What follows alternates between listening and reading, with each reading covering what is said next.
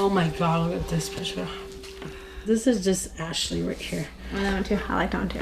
Kimberly and Johnny Lynn cling to photos of their sister Ashley. Ashley is a beautiful and amazing person. My inspiration, my protector, and my angel. Every time I think about my sister, I just think about her smile. Everybody wanted to talk to her. She was so beautiful and outgoing. Ashley knew no stranger. Ashley Loring Heavy Runner, a loving sister. His name again, what is it? Eugene Lee Manuel. A doting godmother. A star athlete in high school, known for her contagious smile. She excelled at college. She was also incredibly humble about it. Every time she'd, get a paper back and got a good grade, she'd say, "Really? I got an A?" or "Really? I got a B? Me?" Her bright future ahead of her until the tentacles of poverty, crime, and drug abuse that plague her home, Montana's vast and beautiful Blackfeet Nation, wrapped themselves around her. She told me she loved me and tried giving me a hug. I didn't give her a hug. And then she left through the door. And that was the last time I saw her. Authorities and family in Glacier County are continuing to search for Ashley Loring, also going by Ashley Heavy Runner.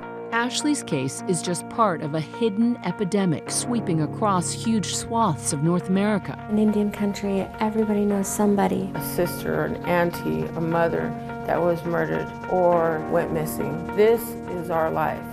This is what we're born into. Savannah LaFontaine Graywin, who's 8 months pregnant, has gone missing. Olivia Lone Bear, who went missing October 25th in Newtown, North Search Dakota. for Misty Upham led family to her body. Nearly 6,000 missing Indigenous women, yet less than 200 logged in the National Missing Persons Database. There is an epidemic of violence against Native women that just isn't being prosecuted and investigated effectively, and people are getting away with these crimes. There's so many bureaucratic cracks that Native women and girls are not just falling through, but actively pushed through. Oh my gosh, it's like all red. Forcing families like Ashley's to navigate a complicated and woefully underfunded justice system, plaguing Native communities across the country. Ken? Oh my God. If me and my family didn't search for Ashley, I don't think anybody would be looking for her. Taking them from remote mountain wilderness to our nation's halls of power. We are important. And bringing our cameras along as they try to solve the agonizing mystery of what happened to their loved one, even pursuing dark rumors. They say that I killed Ashley, but I didn't. I was being framed for the disappearance of Ashley, and I made sure the feds knew they are covering up a murder. They all are. There's a phrase in Indian country that when a Native American woman goes missing, she disappears twice. Once in life and once in the news. She's my baby sister and I have to find her. I know she wouldn't just up and leave. Something happened to her and we'll find out. We'll find it. It's going to come out. Because anything that's done in the darkness will appear in light.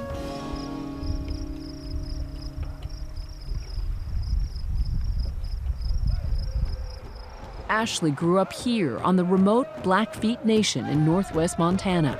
Once lords of the High Plains, this tribe survived massive land loss, disease, starvation, even a massacre of roughly 200 people, all at the hands of the U.S. government.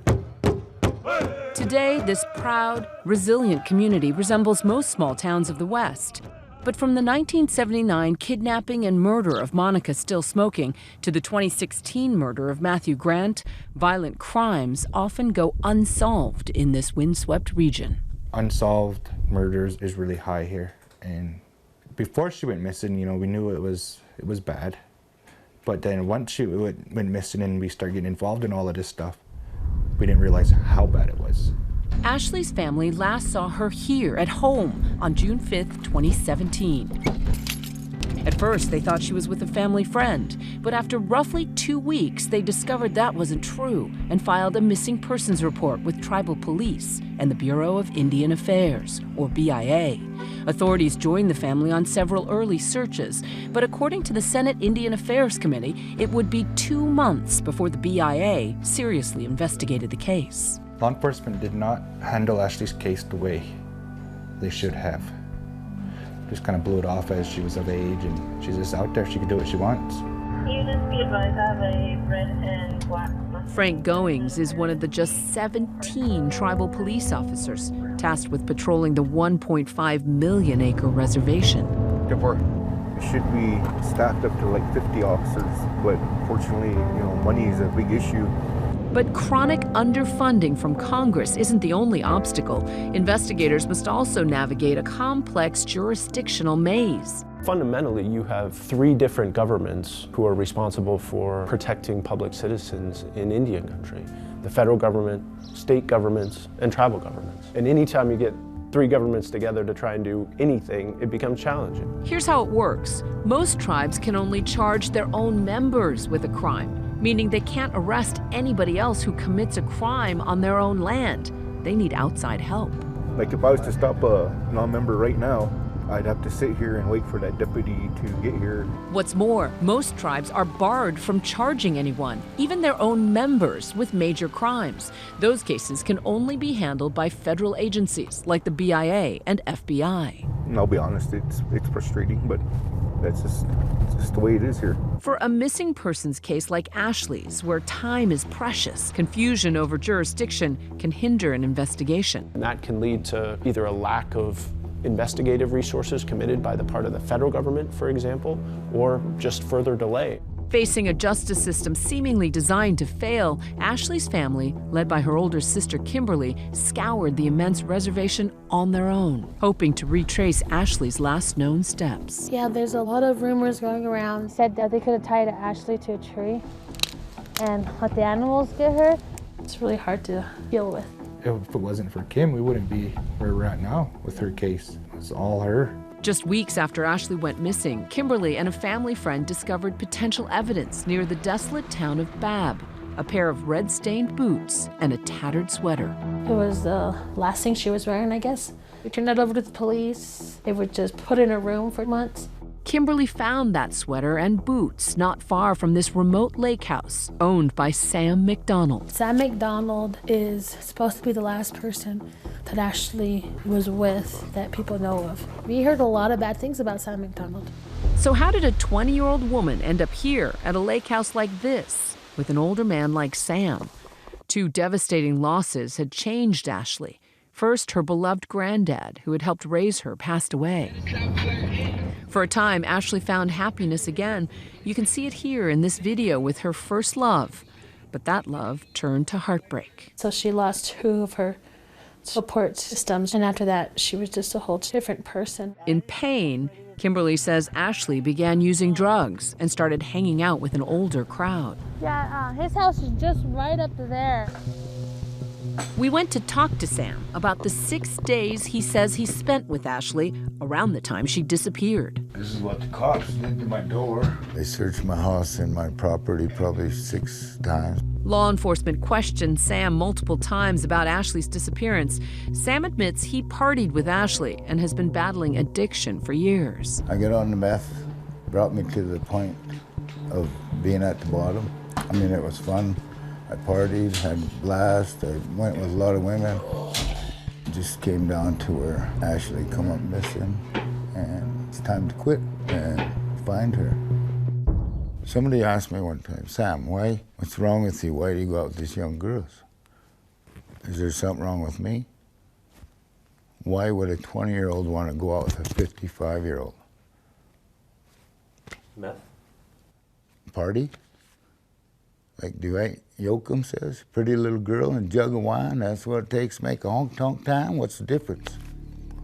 Sam claims the last time he saw Ashley was on the morning of June 11th, after she asked him to take her to this pull-off so that someone named V-Dog could pick her up. About that time, I leaned my chair back. We had been up for days, and just like that, I went to sleep. And when I woke up, she was gone. He claims he looked for Ashley, but couldn't find her. And I thought, well, she must have got a ride, V-Dog.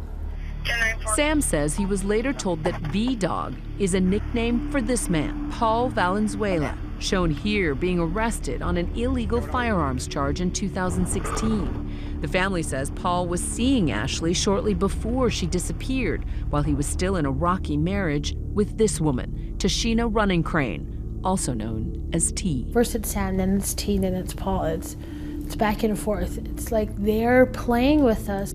Paul filed for divorce from T roughly a month after Ashley disappeared. I wanted to know if it was possible about the bill that Paul... Weeks later, this 14-minute recording of T was posted online under the title Setup. Basically, he has Ashley. Everybody in this town knows it. In the recording, T claims she's being framed for Ashley's disappearance by Paul. The post was later taken down. Paul's trying to set me up. So you recorded that video? I did. I was blaming Paul. I was very upset with him because everybody was telling me it was Paul. When I finally sat him down and found out the truth, I told him I was sorry and everything for even thinking like that. T agreed to meet us in the fall of 2017 at a cafe. She claimed she'd been searching for Ashley, which the family denies. But she left the reservation to escape what she says are false accusations. They said that I killed her. They say that I caught my husband and her, but I didn't. Do you want to take it? No. Okay. Oh, it is my husband.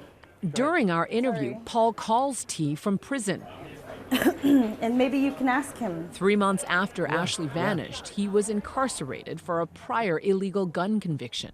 This call is from an inmate at Washington Correction Center. Hi. I'm just at that interview right now. It's ABC, I'm on camera and everything, and they wanna talk to you. All right, bye. He's not down to talk. Oh. He's all like, I gotta go. I was like, okay, bye.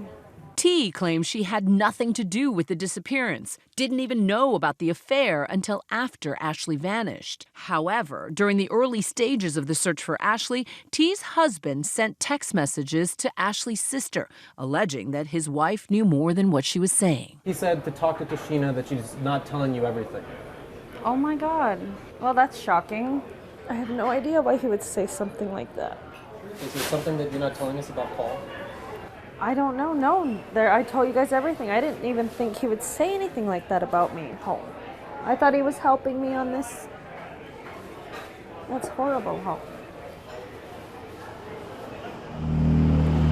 While serving time for that firearms conviction, Paul wrote us, promising he could bring us to who did all this to Ashley. Trust me, I'm the only one who can. But he'd only talk if we got him transferred to a different prison. We refused, and he declined to be interviewed. The FBI said the Bureau of Indian Affairs requested their help to find Ashley. The FBI took the lead on Ashley's case in February 2018, nearly 9 months since she first disappeared. I'm not racist or anything, but why do they jump all over trying to find a white person? When a native goes missing, they just look the other way, blow it off. When we come back, the family takes their cause to our nation's halls of power. There's something seriously wrong here. And Kimberly gets a surprise call from the FBI. I think I found the body right here. Stay with us. Hi everyone, George Stephanopoulos here. Thanks for checking out the ABC News YouTube channel. If you'd like to get more videos, show highlights, and watch live event coverage, click on the right over here to subscribe to our channel, and don't forget to download the ABC News app for breaking news alerts. Thanks for watching.